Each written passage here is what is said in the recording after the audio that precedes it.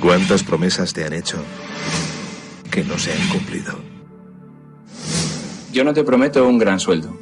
Te prometo un trabajo fijo. No te prometo que siempre sea como el primer día. Te prometo que nunca te faltarán las fuerzas. No te prometo que todos tus compañeros resistan.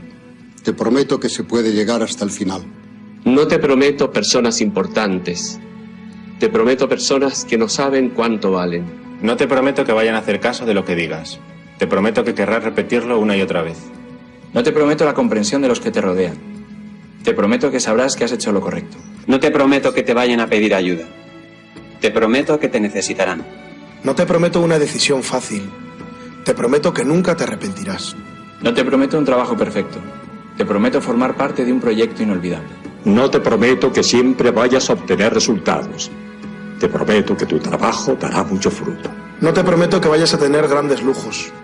Te prometo que tu riqueza será eterna. No te prometo que siempre vayas a poder ser valiente. Te prometo que tu amor será más fuerte que el mío. No te prometo que puedas acabar con el dolor, el sufrimiento y la injusticia. Te prometo que estés donde estés, llevarás esperanza. No te prometo el reconocimiento del mundo. Te prometo una palabra eficaz. No te prometo seguridades humanas. Te prometo la certeza de que has sido elegido. Y te prometo que alimentarás al mundo.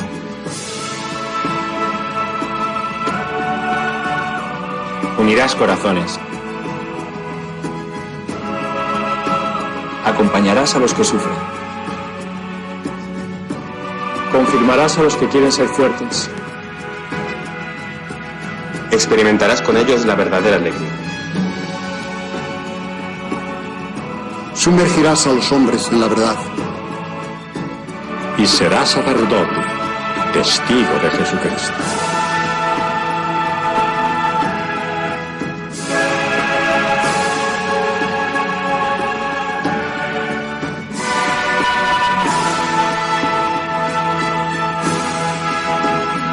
No te prometo una vida de aventuras. Te prometo una vida apasionante.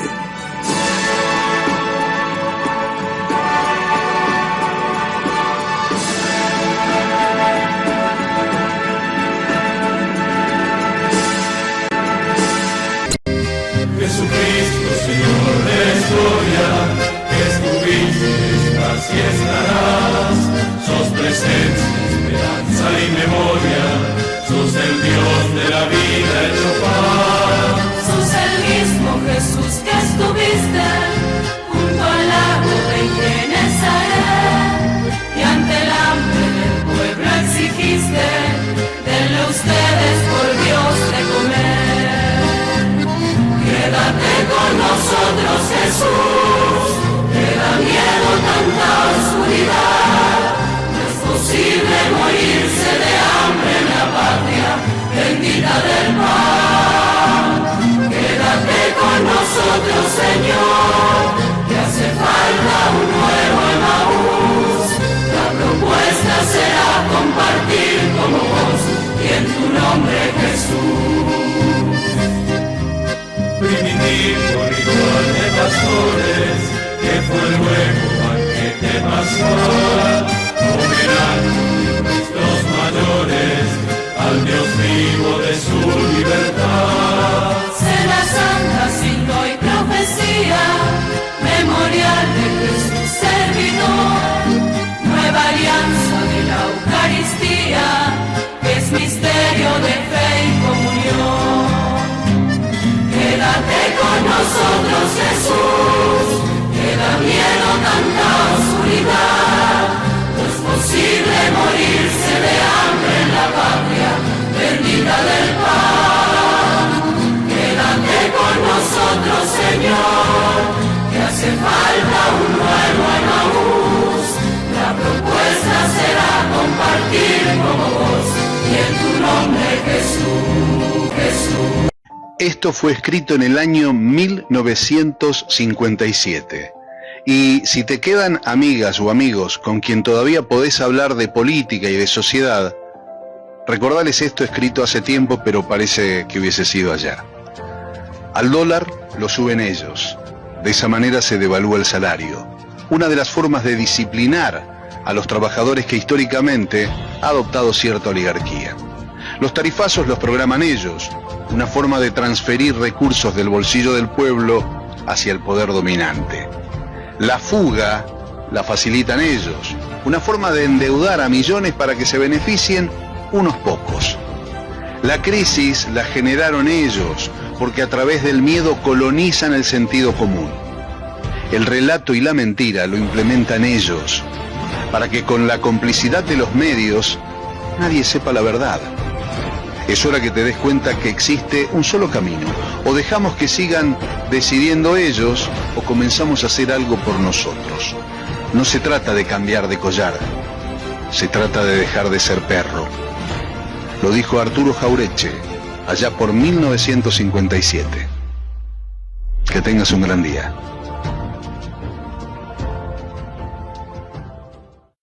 Hubo un provisorio apagón tecnológico donde se cayeron los sistemas y entonces el mundo actual parecía de pronto que se nublaba porque nada funcionaba en este mundo donde todos dependen de lo que hacen otros, porque la tecnología en definitiva es que uno aprieta un botón y le resuelve, o le cree uno que le resuelve, los problemas informándole las soluciones imaginables o supuestas.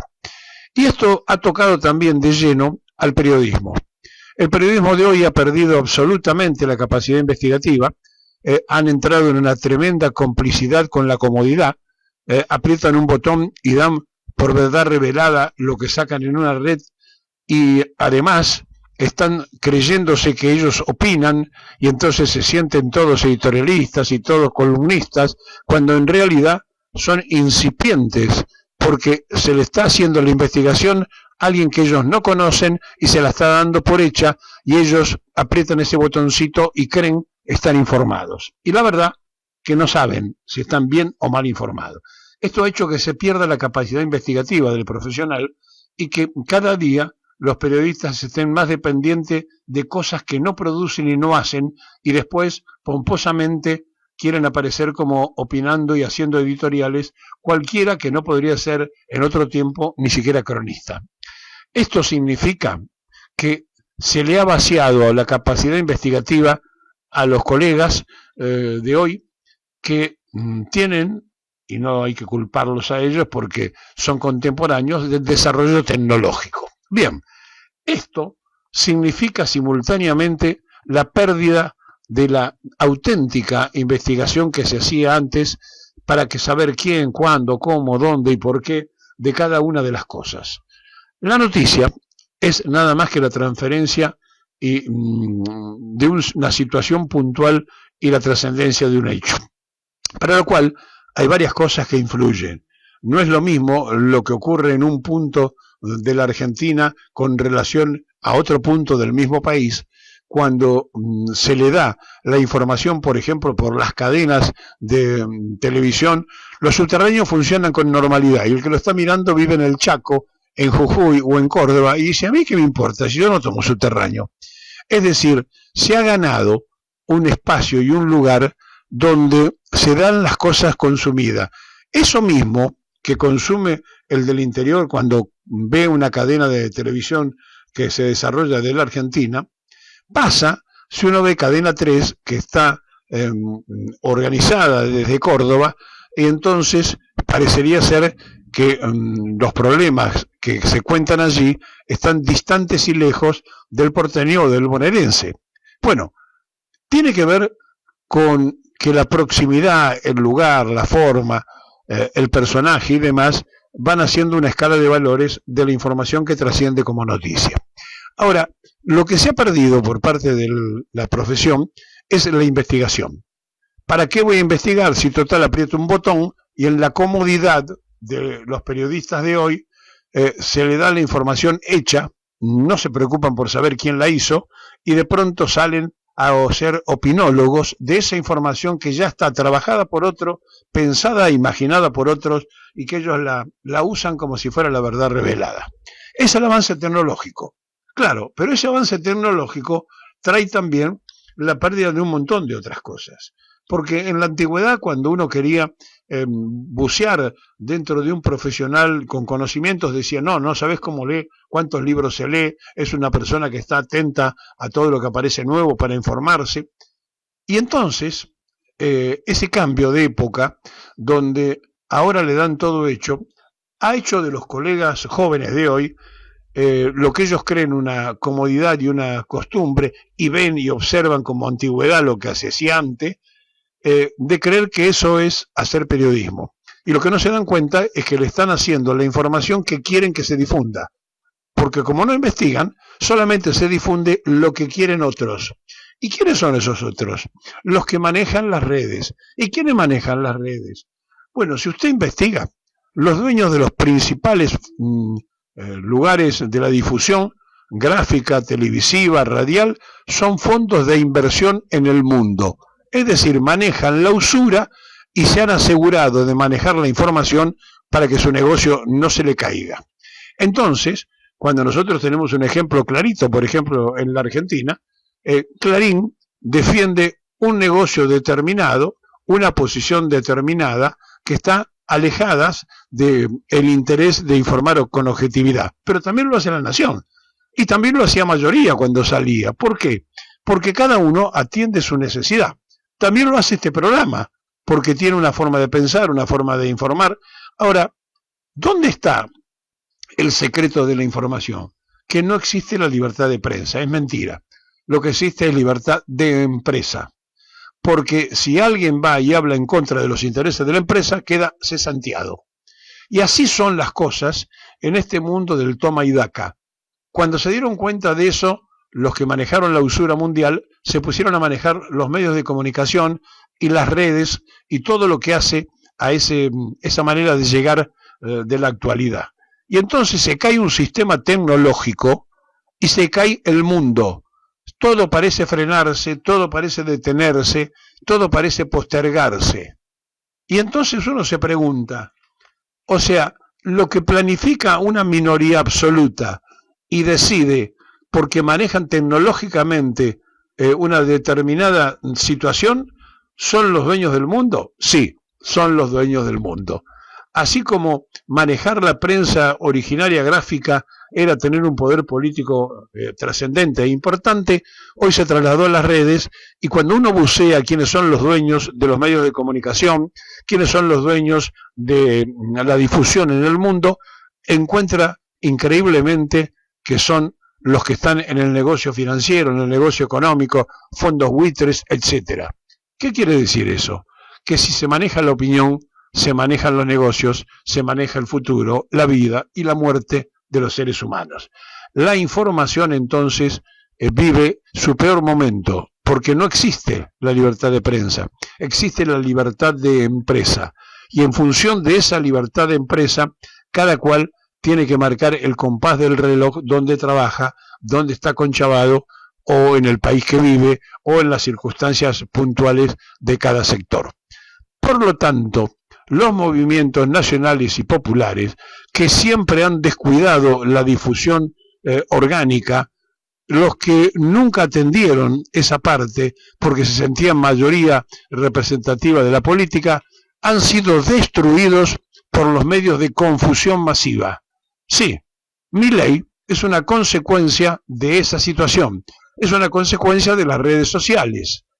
Fue un invento instalado, puesto a consideración como un outsider, como un hombre que aparecía de la nada, como el hombre que venía a cambiar el ritmo de la política, y se consumió y se compró. ¿Por qué? Por la penetración de la comunicación. Por eso, cuando los fondos que manejan los capitales en el mundo se han dedicado a manejar los sistemas de comunicación, lo hacen absolutamente a sabiendas que manejando la información manejan la economía, que manejando la información y la economía manejan la política, y que manejando la información, la economía y la política manejan el destino planetario de nosotros, los seres humanos.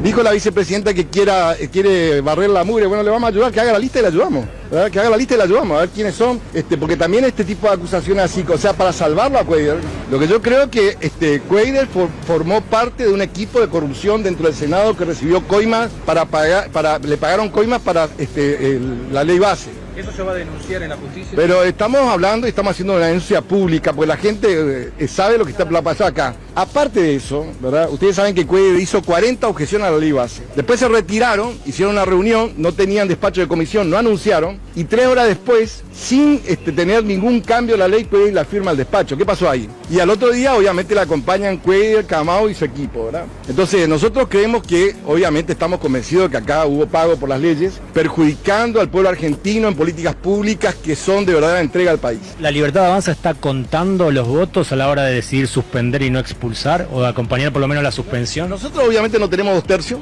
¿verdad? Para que haya 2 tercios tiene que haber un acuerdo. Ellos vinieron con la propuesta de suspensión para salvarlo, porque en definitiva vacaciones pagas. Dice, no, le queremos suspender hasta enero o hasta febrero y después queremos ver a ver qué podemos hacer. No, están prorrogando el tiempo para que Cuéllar no cante, porque obviamente Cuéllar llamó a los que le dieron la plata, ellos saben, saben los que le dieron la plata y saben los que cobraron acá. Entonces le están protegiendo a Cuéllar para que Cuéllar no hable. ¿Tienen miedo de que hable? Una estrategia burda, ¿verdad?, del tema de la AMIA. El tema de la AMIA, todos saben que fue votado por diputados, fue votado por el Senado. Ese memorando de entendimiento fue informado por Pichetto, el miembro informante fue Pichetto, ¿verdad? Y obviamente salió nada más que todos sabemos que el Parlamento iraní no convalidó, y aparte de eso nunca hubo levantamiento de las alertas rojas. Todo un disparate. ¿Quieren hablar de parrilla? Hablemos, no tenemos ningún problema, no ocultamos nada. Ahora, si esa es la forma en que quieren proteger, y otros dijeron, pues nos hicieron llegar el mensaje, que tienen miedo que los servicios de Caputo nos carguen cosas a los senadores, por eso tienen miedo de votar. No sé, cocaína o plata.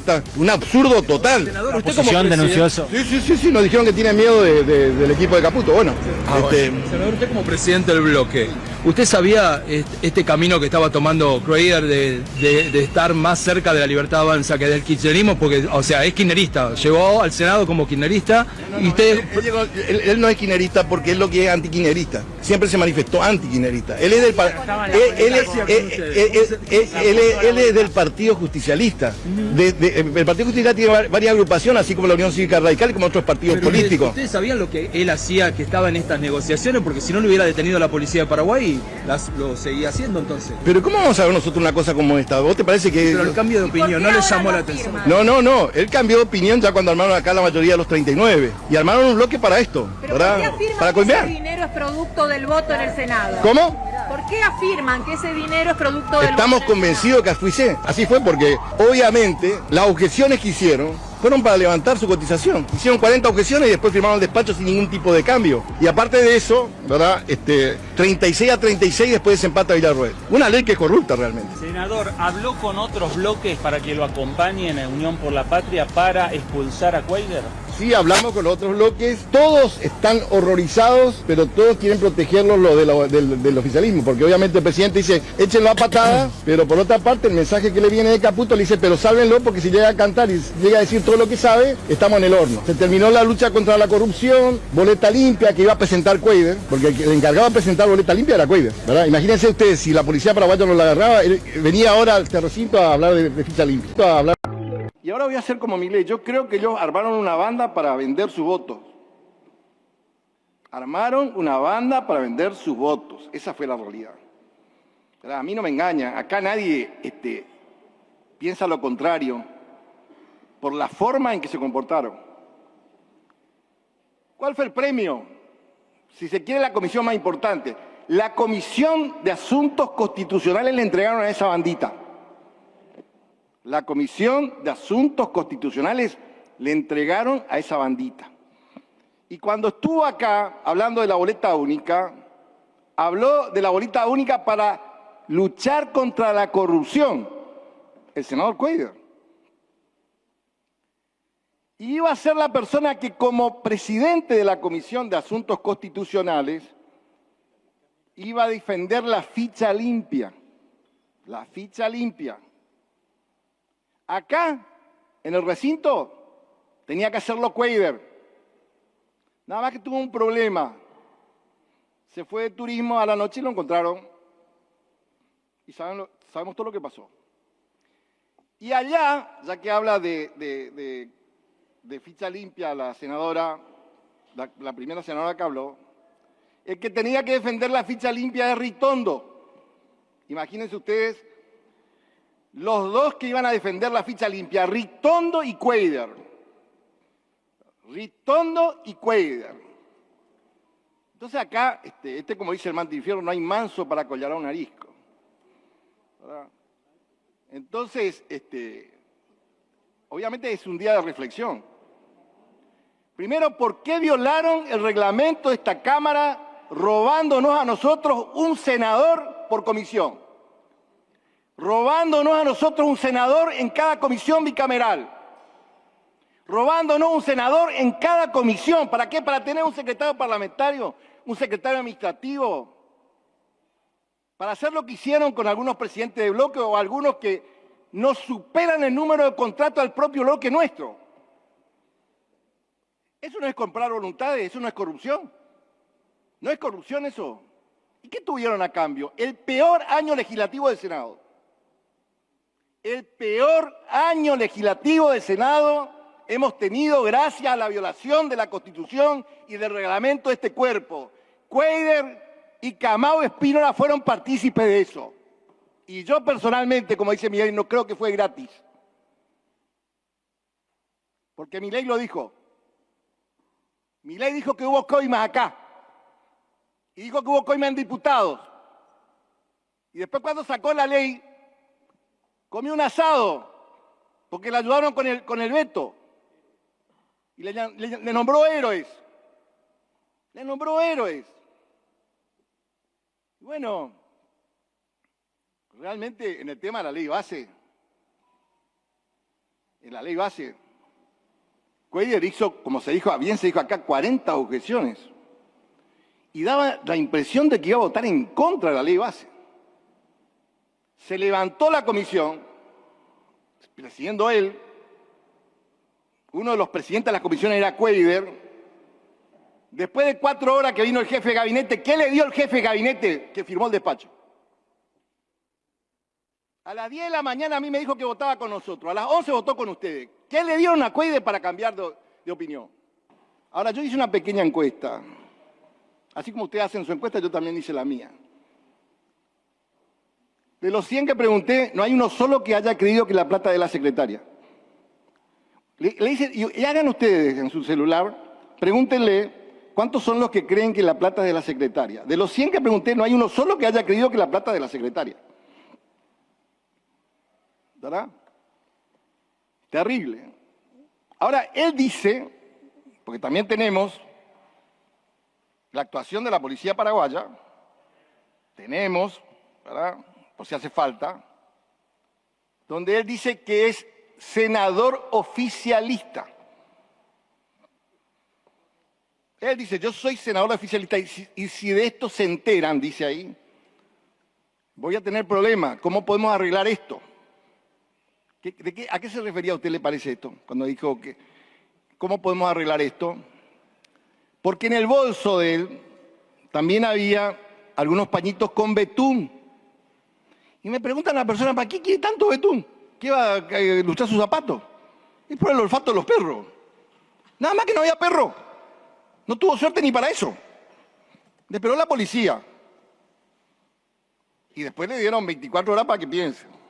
Y después apareció un abogado generoso que nunca lo conoció a Cuéllar y que puso $300.000 de fianza de garantía de proceso. Y le llevaron a un edificio 5 estrellas. Terrible. Y después, obviamente, los periodistas que abrieron la investigación, que están todos los días con el tema, sociedades trucha, desastre. No da. ¿Verdad? Y todo eso para permitir alta corrupción en el gobierno de Javier Milei. Esa fue la realidad. Porque el presidente no cree en el sistema republicano. Por eso le faltó el respeto a la presidenta del cuerpo. En realidad ella es del Poder Ejecutivo. No la quiso tener en su comitiva. Ya ahí ya la echaron de la comitiva. En el primer día la echaron de la comitiva. Y después, obviamente, ese DNU que deroga 82 leyes y modifica 300 leyes, inconstitucional, presentado por el gobernador Quintela. La Corte se hace, mira para otro lado, una Corte corrupta, mira para otro lado. O sea, ni siquiera defendemos al cuerpo. 82 leyes. 82 leyes derogó. Por eso acá tuvimos 2/3. Modificó 300 leyes. No cree en el sistema republicano de gobierno. ¿Qué va a pasar? ¿Por qué no quieren tratar el presupuesto? Porque este tema de los 82.000 millones de dólares nuevos que debemos va a tener que venir a rendir cuenta Caputo. Caputo tiene terror al Parlamento. Se desfigura cuando va a venir al Parlamento. Pero cuando se le explican las explicaciones, ¿dónde están las comisiones de esto? ¿Quién cobra comisiones? ¿Quién más cobra acá en el Senado? Eso queremos saber nosotros. ¿Quién más cobra en el Senado? ¿Cuántas son las comisiones de la deuda? De 92.000 millones de dólares que van a tener que pagar a los argentinos. Los jubilados, los pensionados, los docentes, los policías. La nueva farra del sistema financiero. Eso vamos a tener que pagar acá. Ese es el año de Milei. Del 40 al 53% de pobreza, 18% de indigencia. No dice nada de eso. Nos callamos. Cierren el Parlamento, como hace la dictadura. No queremos tratar presupuesto. La ley de leyes no queremos tratar. Y acá dice, no, hagan lo que quieran de los precios. Ese es el resultado del gobierno de Milei. Y a las provincias no le giran, por supuesto, para el sistema provisional. Y se vayan a la justicia, como saben que tienen la justicia comprada. ¿Quieren reclamar el sistema provisional? Vayan a la justicia. Así le dicen a las provincias. La inversión del presupuesto 2020 es ley. El presupuesto plurianual de inversión, defiendan sus provincias. Es ley. Está paralizada la obra pública. Nos sacan la inversión.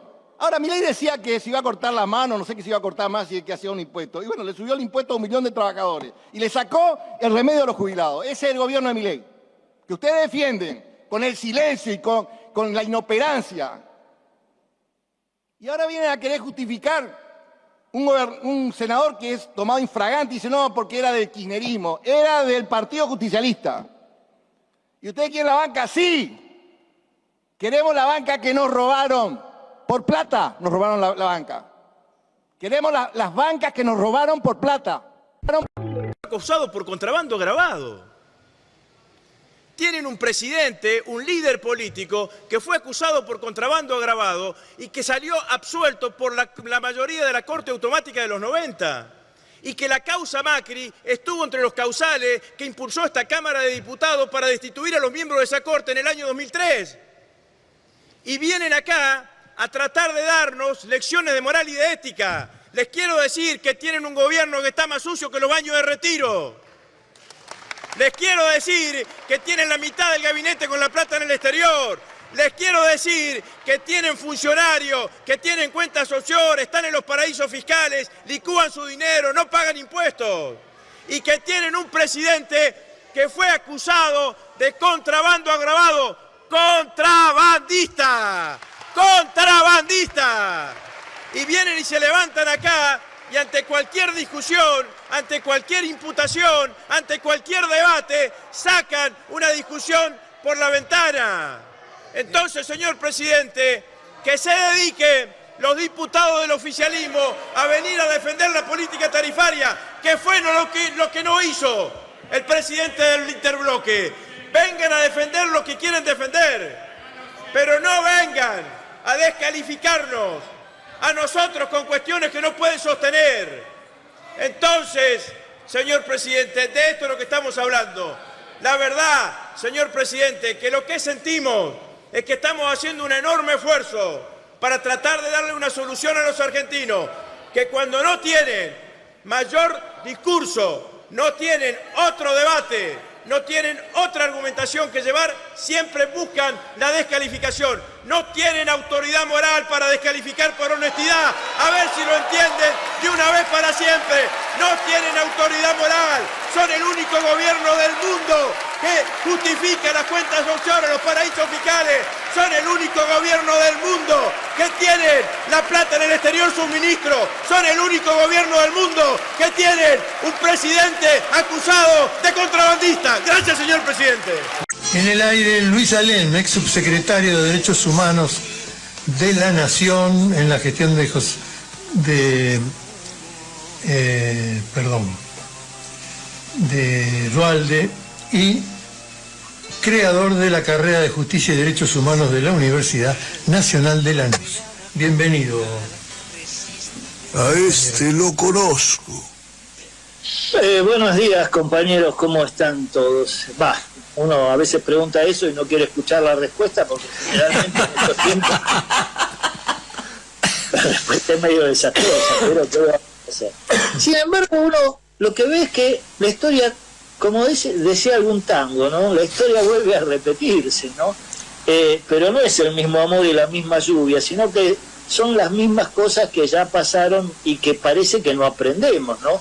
Porque fíjense ustedes todo esto del senador Cuadra y todo lo que significa, ¿no? Atrapado con $200.000 en Paraguay, ¿no? A uno le parece mentira que tenga que estar diciendo que los tribunales paraguayos son más eficaces que los argentinos, ¿no? Porque Cuadra tiene una serie de denuncias en Entre Ríos a los cuales no le pasó nada absolutamente.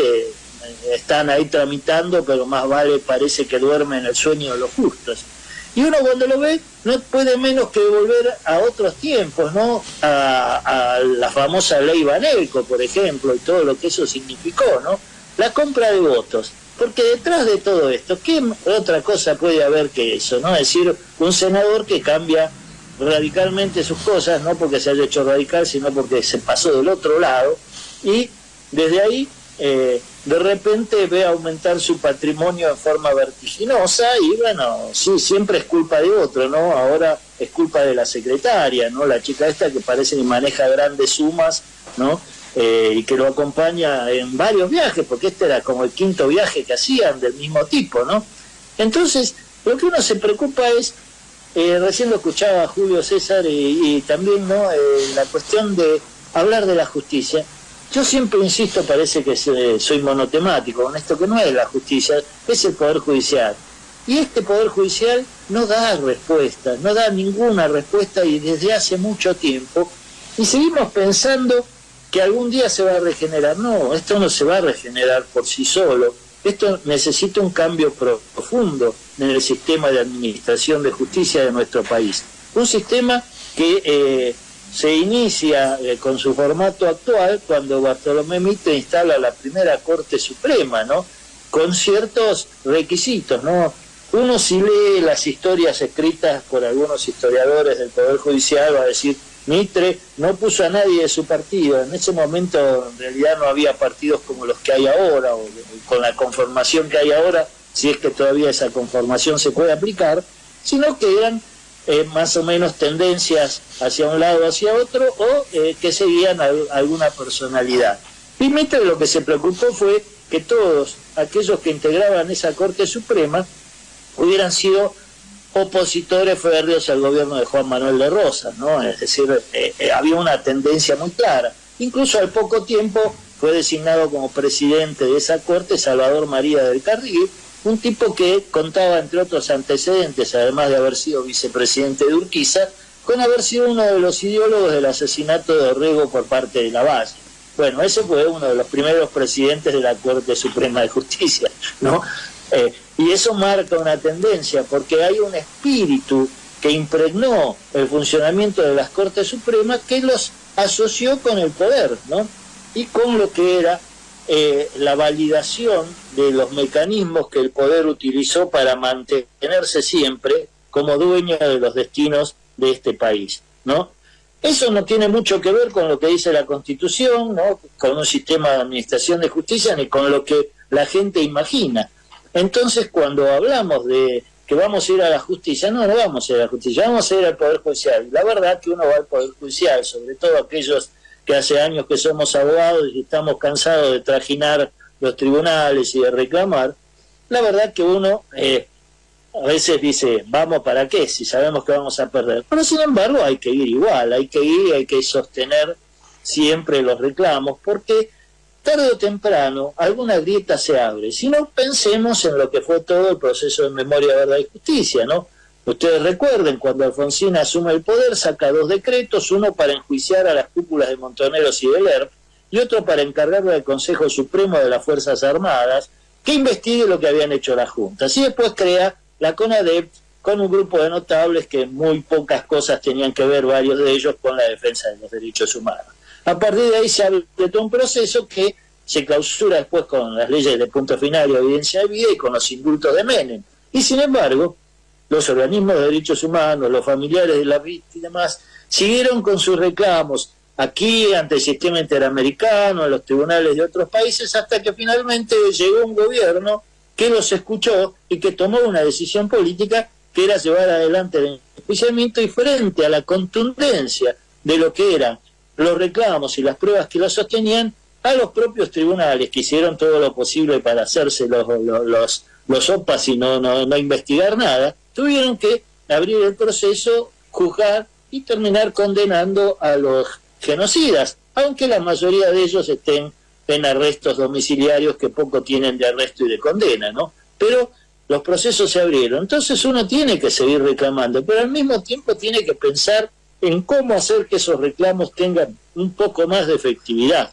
Yo escuchaba lo que contaba Ornella, ¿no?, sobre todo de la cantidad de marchas que hay. Tal vez el problema es que las marchas, como pasa en todo el país, son fragmentadas, es decir, cada sector que se siente damnificado, y en este gobierno hay multitud de sectores, va y marcha y reclama. Pero si las marchas, en lugar de ser fraccionadas, se unificaran, si hubiera una voluntad de asociarse todos aquellos que se sienten perjudicados, que son, creo, una gran mayoría en este momento en este país, y llevar adelante los reclamos en conjunto, si tomar una decisión conjunta, decir, no, hasta acá, basta, porque si lo hacemos fraccionadamente, ¿qué pasa? Salen, apalean a los jubilados, pero están los jubilados solos, pobres jubilados que no pueden reclamar mucho. Si salen los universitarios, lo mismo. Si salen los trabajadores de cualquier sector, que van perdiendo sus trabajos y sus empleos, por ejemplo, los trabajadores estatales en todo el país, y bueno, así siempre nos van a terminar derrotando, ¿no? Es decir, el fraccionamiento de los reclamos, la no existencia de consignas unitarias, de una idea de unidad popular que pase por encima de las ambiciones y de los reclamos personales que pueda tener cada uno, y que tome como bandera lo que está ocurriendo en este momento, en este país, con la entrega de soberanía territorial, política, de todo tipo, ¿no? Es decir, uno ve cómo el gobierno se subordina a los intereses de las potencias, sobre todo de Estados Unidos y de Israel, ¿no?, de gobiernos de otros países que llevan adelante políticas que no tienen nada que ver con las necesidades y las urgencias del pueblo, pero además con la entrega territorial, con la falta de respuesta a los reclamos,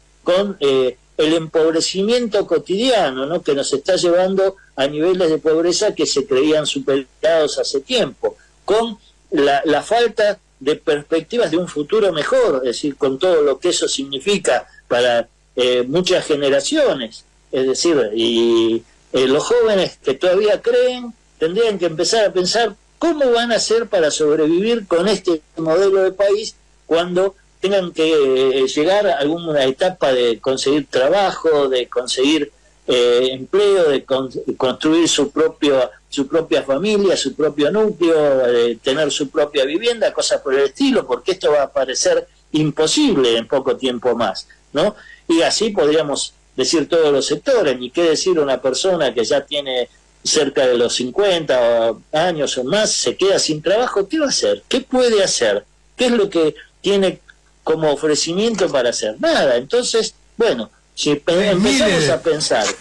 Donde hay miles de personas que quedan en la calle y van a competir con él en un laburo, en buscar un laburo. Sí, claro. Reclamos, y además cada vez personas que son más capacitadas porque han estado trabajando durante tiempo en distintos sectores, pero ya no tienen a dónde reclamar. Bueno, entonces, si empezamos a pensar en unificar todos esos reclamos, en unificar todas esas quejas, en buscar aquellos puntos de contacto que pueden llevarnos a elaborar un programa superador y aprender del pasado, que cada vez que se fue dividido perdimos, cada vez que se fue fraccionado fuimos derrotados. Bueno, entonces tal vez empecemos a construir algo que tenga una posibilidad mayor de supervivencia y que nos permita pensar que hay un futuro posible y que otro país con otro modelo político, económico y social se puede hacer, y que en ese otro modelo económico, político y social también reformulemos todas las instituciones. Es decir, cuando Cristina plantea el otro día la necesidad de la reforma de la Constitución, y sí, es necesaria una reforma de la Constitución. Hubiera sido bueno que esto se hubiera hecho en el 2011 o por ahí, cuando se ganó la elección con ese margen, pero bueno, por lo menos que se plantee y que se piense en un modelo de país distinto, donde tengamos la posibilidad de construir un modelo más democrático, ¿no? ¿Sí? Y de defenderlo, ¿no? Y claro, de tener mecanismos de defensa, porque ahora no existen. Es decir, ¿dónde vas a reclamar? Como decía Urien, ¿no? Vos vas a los tribunales y no encontrás respuesta, y supuestamente son los tribunales los que tienen que protegerte frente a los abusos del poder. Pero hay mucha gente que es lábil a la coima y al acomodamiento y demás, ¿no? Sí, pero ¿cuántos pueden salvarse con eso? Porque a todo el país no van a coimar. Sí, pero coimean a los que tienen la decisión. Bueno, entonces habrá que cambiar a los que tienen la decisión, habrá que pensar... Para eso hay que ganar políticamente el derecho a sacarlos. Bueno, pero el ¿cómo Poder lo ganás? Judicial no va a convalidar sacarlos. No, pero tenés que juntar mayorías suficientes como para tener la posibilidad de hacer una construcción política diferente que nos permita llegar a las reformas que son necesarias. Pero yo no hago un aporte escéptico. Lo que digo es que las razones por las cuales hay que terminar con este gobierno ya sucedieron. Ya con esto de los jubilados entra en el exterminio. Y eso ya no solamente el país y la sociedad. El derecho de la vida de las personas, así sean, sin ningún mérito, sin ningún artificio, ya está dado que no se puede seguir así. Sí, esto es lo que Zaffaroni define como un genocidio por goteo, es decir, de a poquito, no matamos a todos juntos, lo vamos matando de a poco y por sectores. Los jubilados que no eso va a terminar en poco tiempo, porque hay gente que va a morir sí o sí si no tiene los remedios necesarios. Sí, por supuesto, y ese es el problema, que la gente termina muriendo, termina perdiendo. Entonces, bueno, hay que empezar a pensar en hacer algo más o menos urgente, porque después es tarde, ¿no? Después es tarde. El primero que se muera, el primero hombre o mujer que se muera por falta de remedio, ya merece una cárcel para el presidente de la Nación. Por lo menos, para el presidente y toda la banda de secuaces corruptos que lo secundan en esta política de saqueo y de destrucción de todo, ¿no? Sí, señor. Pero bueno, hay que mantener la esperanza de que todavía es posible construir algo que dé una respuesta firme y contundente y que termine con esta pesadilla, con esta banda de payasos bailarines que nos están saqueando y condenando al hambre, a la miseria y la marginalidad. Gracias a Dios, el peronismo se va reorganizando en todo el país. Esperemos que sí. Y bueno, con esa esperanza, feliz Juan Domingo para todos, compañeros, y a pensar en ese futuro posible. Muchísimas gracias, Luis. Siempre es un honor tenerte con nosotros. Luis Alem, que fuera subsecretario de Derechos Humanos de la Nación en la gestión de Eduardo Luis Duhalde, creador de la carrera de Justicia y Derechos Humanos de la Universidad Nacional de Lanús. Ayer conocimos de que una familia de 4 integrantes necesita más de 1 millón de pesos para no ser pobre, sin contar alquiler. O sea que necesita 1,5 millones, por lo menos. Si encontrás un alquiler de 500 lucas para una casa donde los pibes tengan una habitación, los adultos tengan otra habitación, un lugar compartido, una cocinita, etc. Palo y medio. O sea, necesita 2 sueldos de 750 lucas. Para no ser pobre. Para no ser pobre. Ayer también, y en realidad hace 12 días, estamos viendo las imágenes de miles y miles y miles de jubilados y jubiladas que no pueden acceder a medicamentos. Y cosa que no es nueva. Hace un rato Lucía Rodríguez Bosch contaba que hay un informe que muestra que a septiembre el PAMI ya había expendido 13% menos de medicamentos en promedio. Por ende, ya estaban dejando de consumir medicamentos y ahora consumen menos medicamentos. Vemos los informes todas las semanas de caída en la producción de alimentos, de caída de consumo de alimentos. O sea que dos cosas básicas, que es poder comer y poder curarse, hoy en la Argentina no están garantizadas para millones de personas. Y no es el tema principal ni del sistema de medios, ni de los representantes de esas personas, que son los dirigentes políticos, los diputados, los senadores. Yo repito algo, disculpen la insistencia y disculpen mis obsesiones, pero Cuadra no devuelve los medicamentos. Cuadra no le da de comer a nadie. Y por cómo se plantea, básicamente lo que ven los que no llegan a comer y los que no llegan a comprar medicamentos, que se están tirando por la cabeza un senador corrupto. ¿Es una defensa esto del senador corrupto? No. No.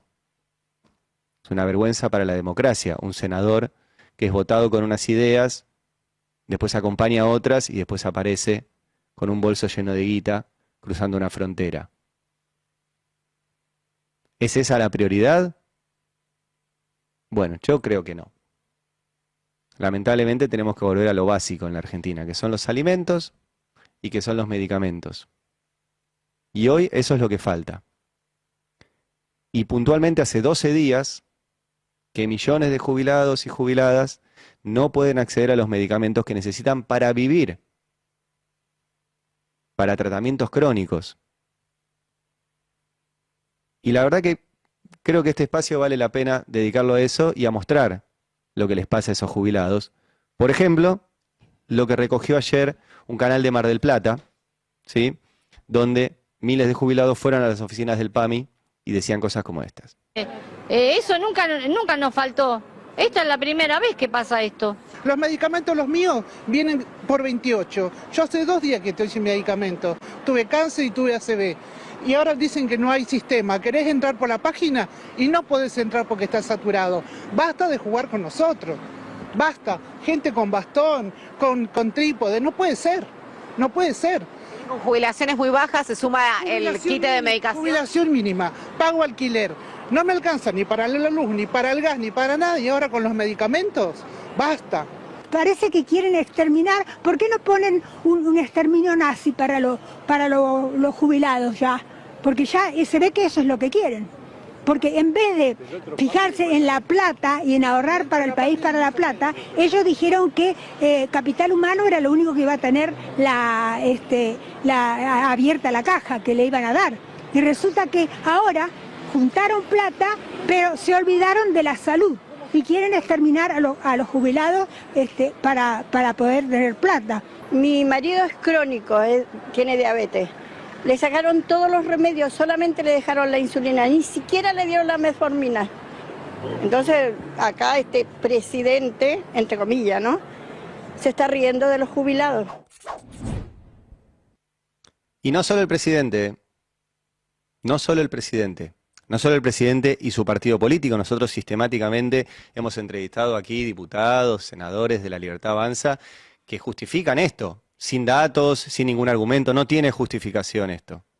Haberle quitado un día para el otro los medicamentos a los jubilados, obligarlos a hacerles un trámite engorroso, obligarlos a hacer un certificado de pobre, no tiene justificación. Pero yo creo que tampoco tiene justificación que la oposición no tenga esto como su tema prioritario. Que no aproveche cada espacio que tiene de difusión en sus redes sociales, en los actos que hacen, en las actividades que hace, para decir que hay millones de jubilados y jubiladas que están sin medicamentos y que los vemos todos los días. Les muestro más testimonios, en este caso recogidos por el equipo de producción del Destape. Voy a hacer si tengo que pagar los remedios, porque yo tengo la mínima. Quieren cobrar los remedios. No los puedo pagar. Son una manga de reventado. Ellos roban y a nosotros los viejos no los dan los que los tienen que dar. ¿Cuánto tiene que pagar, señora, ahora? Ya pagué esto. 130.000. Sí, señor, sí, señor. A los viejos hay que darle oportunidades para vivir. Lo que quieren es que uno se muera pronto. Los conseguía 100% gratis. Siempre, todo igual. ¿Y ahora?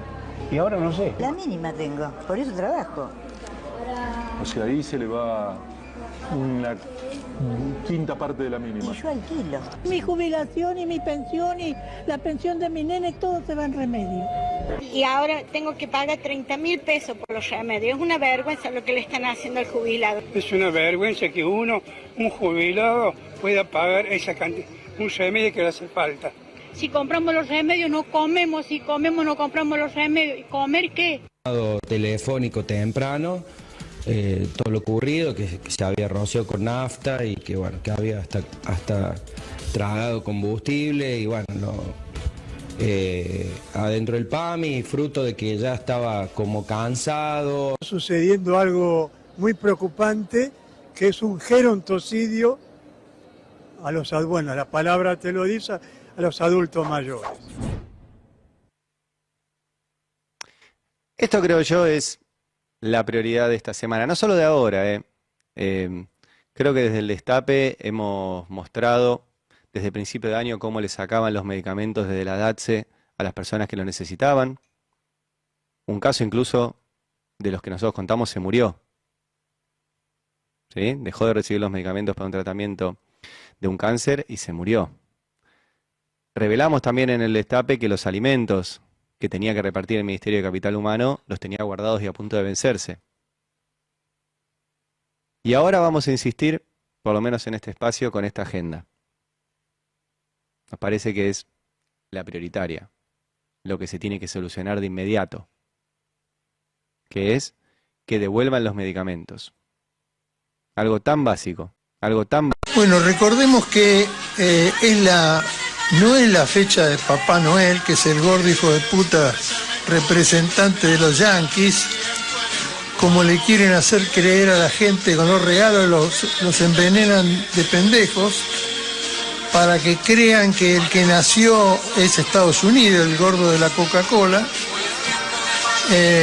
Pero a Jesús, que nace en esta época, el 24, es al que por protestar, por representar a los campesinos que luchaban contra el doble tributo a los romanos y a la burguesía de Jerusalén, entrando con un burro que era la representación de los campesinos, y por sacar a los capitalistas del templo, que lo sacó cagando, le tiró toda la mierda, lo detuvieron, lo secuestraron, lo torturaron y lo mataron y lo hicieron desaparecer como a los compañeros nuestros. Así que punto y coma en las IES que corresponden. Por eso nosotros estamos del lado de Perón y Evita, por eso estamos a favor de los abuelos golpeados.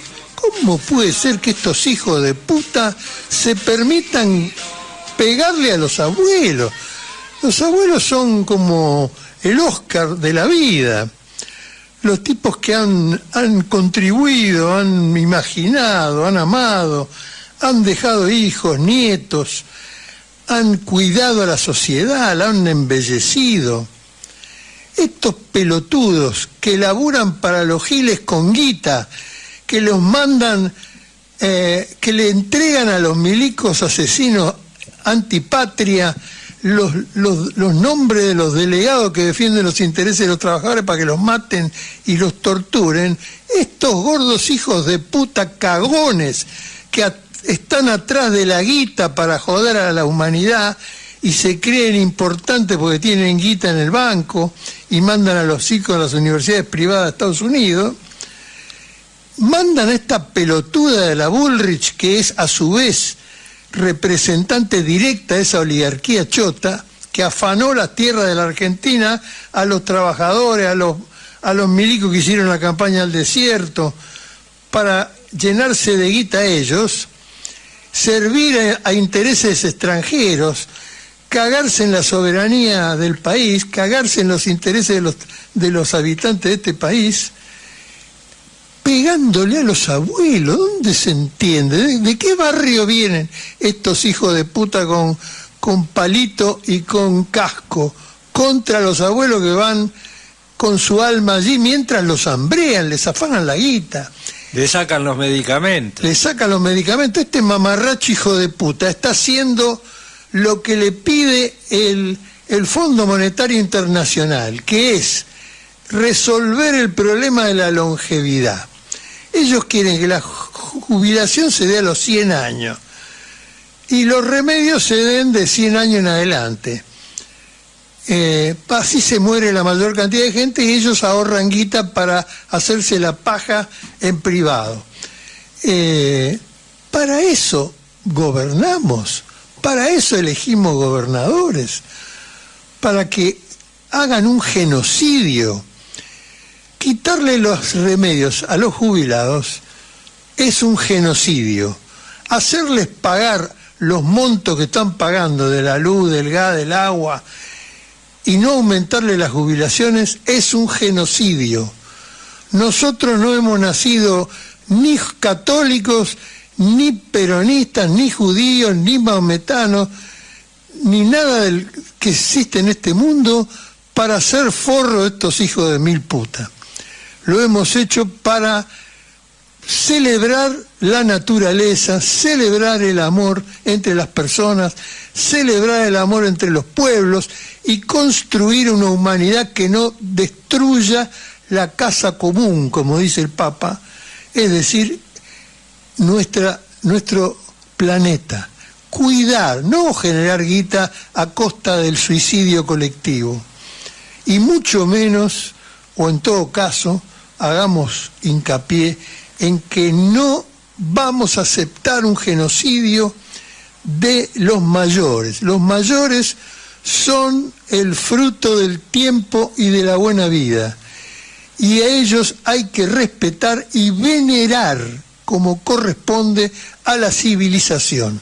Estos no son la civilización, son una manga de hijos de puta y nosotros nos tocó este mamarracho que no se da cuenta que la crueldad para aplicar una política económica de mierda, que lo único que hace es, por un lado, frenar los precios de otros hijos de puta que no quieren frenarlo, porque están acostumbrados a coimear y chorear, y por otro lado, ser forro de los intereses de los extranjeros, a costa de la soberanía, se cagan en San Martín, en Belgrano, en Güemes, en todos los que han luchado, Artigas, por darle una salud, Felipe Varela, el Chacho Peñalosa, Facundo Quiroga, tantos queridos compañeros que a lo largo de nuestra historia han construido una patria además de un país.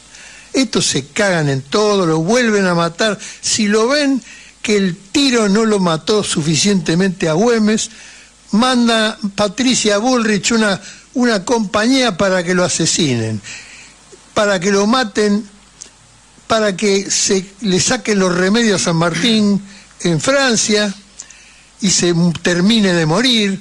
Estos hijos de puta quieren terminar a la Argentina y ser colonia de los ingleses. Me cago en estos hijos de puta y en este mamarracho de mierda que está queriendo sojuzgar a la gente con una política de mierda. Honor a los jubilados, honor a los estudiantes, honor a los trabajadores, honor a la gente que quiere progresar con su esfuerzo. De cada uno según su capacidad y a cada uno según su necesidad. Ese es el principio. En Argentina lo único que tiene que existir son los que trabajan. Es lo que dijo el general. El pueblo trabajador se está cansando. El pueblo humilde se está cansando. Basta de bravatas y de amenazas. No vaya a ser que nos enojamos y nos tomemos la justicia por nuestras propias manos. Entonces ya será tarde para lamentaciones. Entonces van a conocer lo que es un pueblo de paz y de concordia a lo que es un pueblo que lucha con una mística y un ideal como sea Perón, que es la causa del pueblo.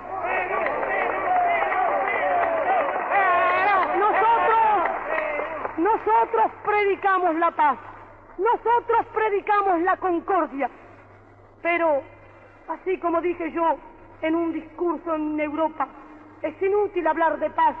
Cuando me preguntaron, ¿qué opina usted de la paz, señora?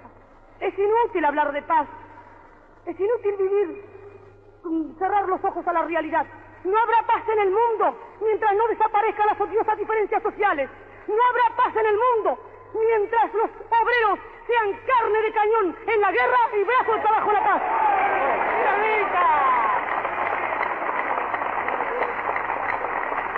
Y no habrá paz en la República Argentina mientras déspotas, antipatriotas y canallas politicastros vendidos por 4 chauchas al extranjero quieran asesinar al líder de los trabajadores.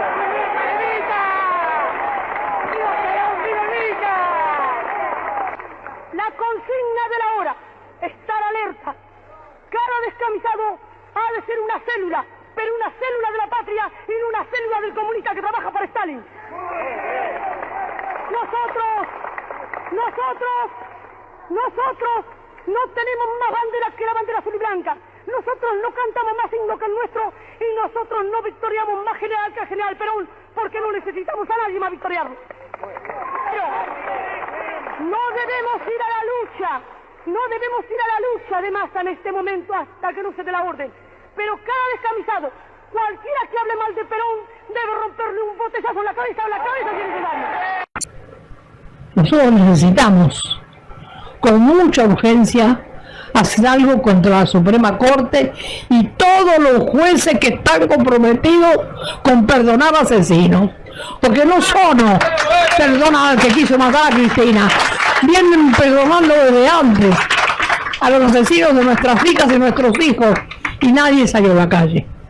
Tenemos que hacer una gran manifestación, una pueblada para sacar a todos estos jueces de mierda, de una pueblada de verdad, una pueblada contra los jueces, una pueblada que demostremos como el 20 y el 21 de diciembre que el pueblo está harto y podrido y que tiene que salir a la calle.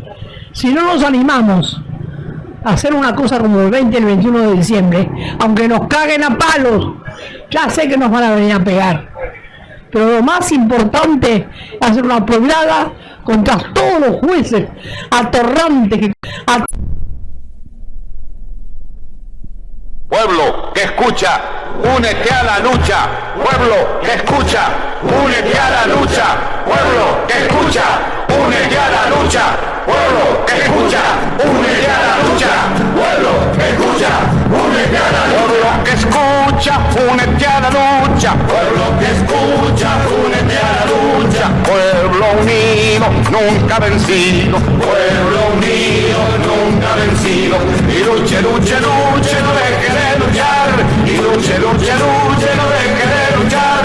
Por un canto de obrero, obrero y popular. Y luche, luche, luche, no deje de luchar. Pobre el pobre que no luche, siempre callado nomás. Le han de robar su guitarra, nunca más ha de cantar. Y luche, luche, luche, no deje de luchar. Y luche, luche, luche, no deje de luchar.